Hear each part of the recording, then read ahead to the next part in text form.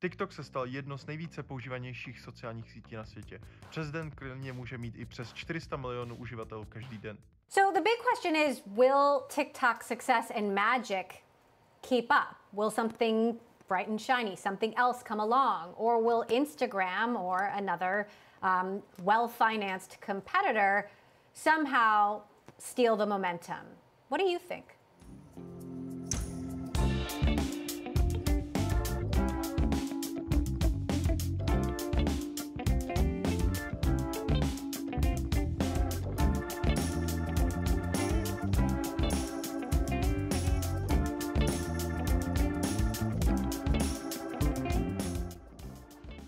ByteDance, firma, která vytvořila TikTok, vytvořila revoluční algoritmus, které jiné firmy by si jenom přály.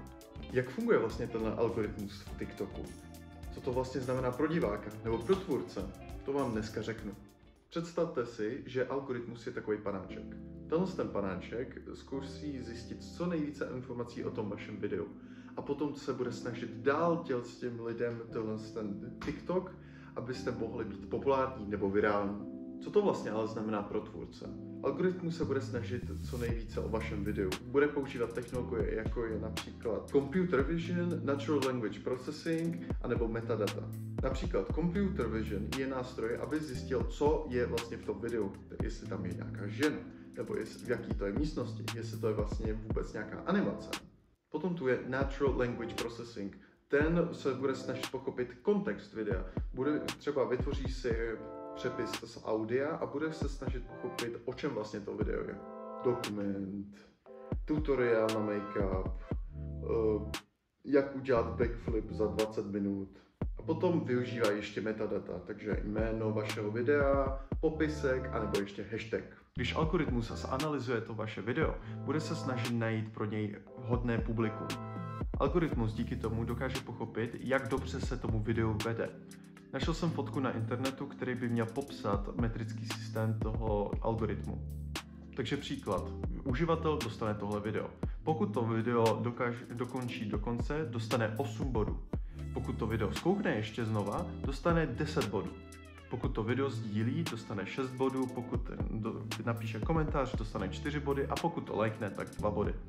Algoritmus potom vezme ten metrický systém a bude se snažit ohodnotit výkon toho videa.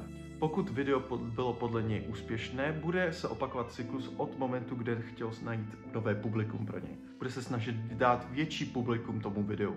A potom opět bude používat ten metrický systém, aby zjistil výkon toho videa. A tenhle cyklus se bude opakovat dál a dál, dokud to video nebude pro něj úspěšné podle toho publika. Pokud to video bylo podle něj v uvozovkách neúspěšné, tak to video nebude už pushováno tomu publiku. Tohle je v podstatě, jak funguje algoritmus pro tvůrce. Jak ale vlastně funguje pro uživatele? Ihned jak zapnete TikTok, v moment budete na For You page.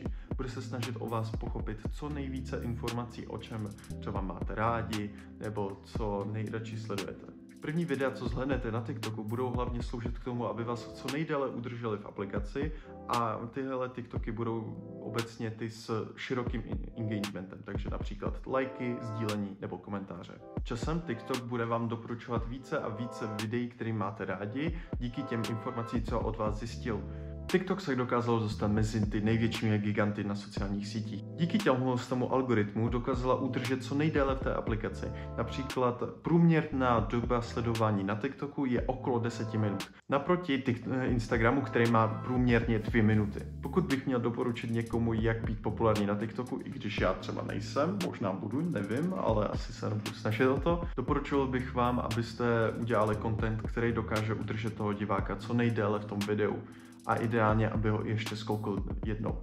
Tohle video bylo o algoritmu na TikToku. Děkuji, že jste to zhlédli a chci hlavně děkovat lidem, co viděli mé bývalé video. Dokázalo se dostat až přes 300 views, co jsem absolutně nečekal. A děkuji hlavně těm všem subscriberům, kteří mi dali odběr. Čus!